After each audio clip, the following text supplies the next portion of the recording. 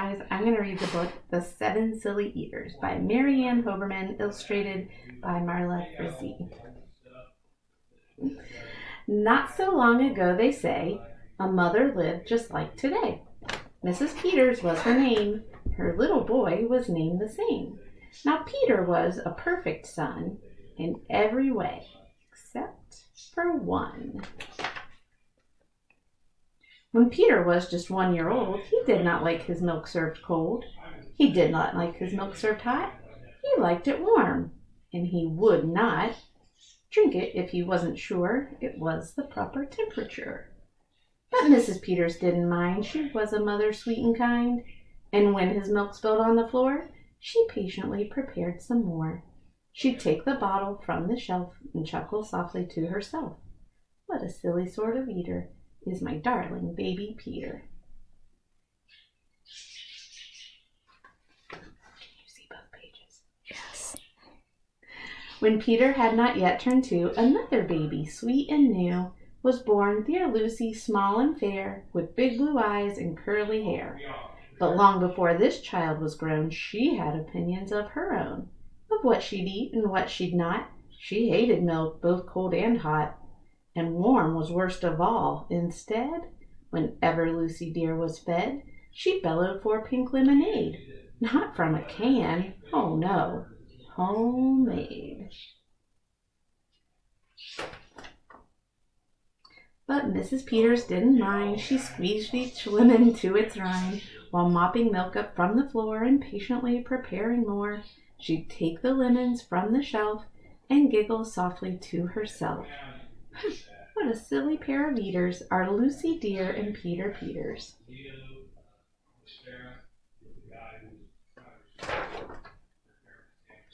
Now Lucy grew and Peter grew, till he was 3 and she was 2.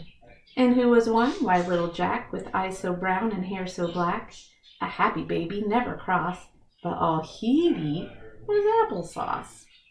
Peeling apples by the pound, Mrs. Peters faintly frowned. She'd take the apples from the shelf and murmur weakly to herself, what a silly bunch of eaters are Lucy, Jack, and Peter Peters.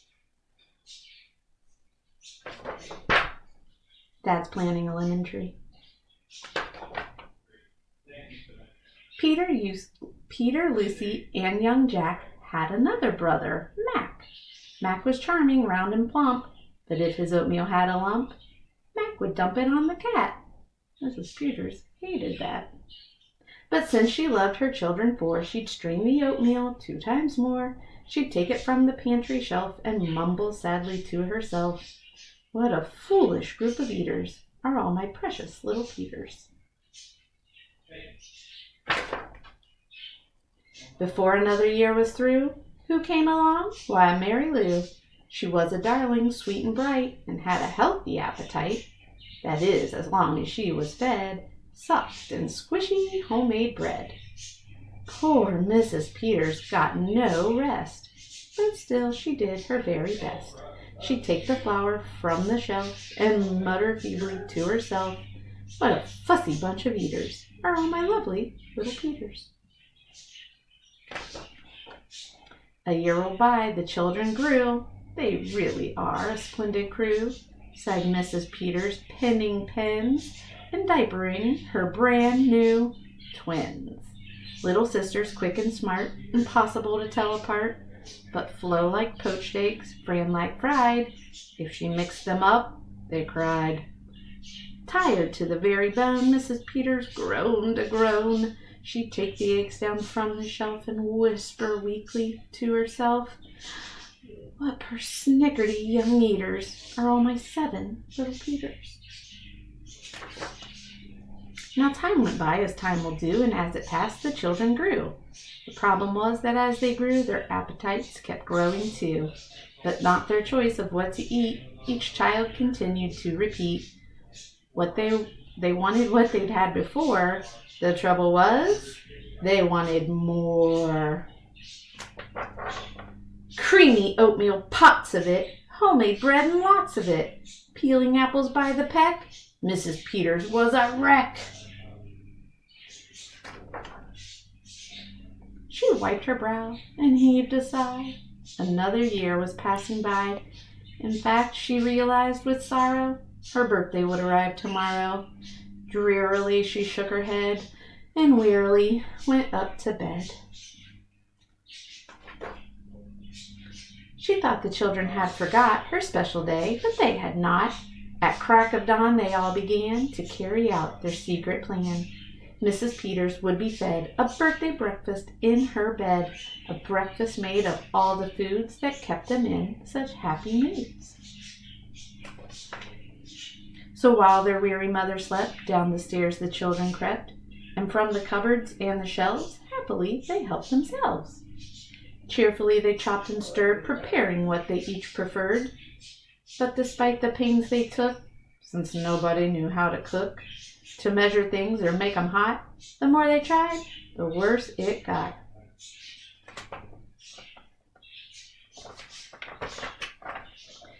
First, Mac's oatmeal turned out lumpy, which made poor Mac turn grim and grumpy. In fact, the lumps got him so cross, he dumped them in Jack's applesauce. This bothered Jack so much he threw it in the dough of Mary Lou, who tossed the mishmash that made straight into Lucy's lemonade. And that put her in such a huff, she poured the icky sticky stuff into the double frying pan that held the eggs of Flo and Fran, who flung the hodgepodge on the spot into the milk in Peter's pot. But when they saw what they had done, they wished they never had begun. They'd hardly slept a wink that night, and still things hadn't turned out right. And even though they'd tried their best, it hadn't worked. They were depressed. They'd be in trouble too unless they found some place to hide the mess. The oven seemed the perfect spot. They all forgot it still was hot. They stuck the pot inside and then they all went back to bed again. Ho-ho! Look at that mess. The clock struck 6, but on they slept. Meanwhile their mother softly stepped down to the kitchen, smelled a smell. What could it be? She couldn't tell. It smelled so good she sniffed some more and opened up the kitchen door. Oven door. She woke the children with her cries. They all came running in surprise, and in the kitchen what they found was Mrs. Peters dancing round, and in the oven, no mistake, a pink and plump and perfect cake. And as their mother danced with glee, she cried, "A birthday cake for me? A birthday cake still piping hot, to think I thought you had forgot. Now tell me, please, how did you make this pink and plump and perfect cake, so high and light and smooth as silk?" "It's smooth as silk from all my milk," said Peter. "Lucy said it's pink from my lemonade, I think." "And from my apples," added Jack. "My oatmeal made it soft," said Mac. "My bread dough, too," said Mary Lou. Said Fran and Flo, "As for its size, it was our eggs that made it rise." Then everybody sniffed some more and danced around the kitchen floor. They put the cake upon a dish and lit the candles. "Make a wish," the children cried, "before you blow." And Mrs. Peters did just so. And what is more, her wish came true, as birthday wishes often do. And from that day to this 'tis said, the Peters family all is fed. A single simple meal, just one, a meal that's good for everyone. A meal on which they all agree, made from their secret recipe. They all take turns in mixing it, they all take turns in fixing it. It's thick to beat and quick to bake, it's fine to eat and fun to make. It's Mrs. Peters' birthday cake.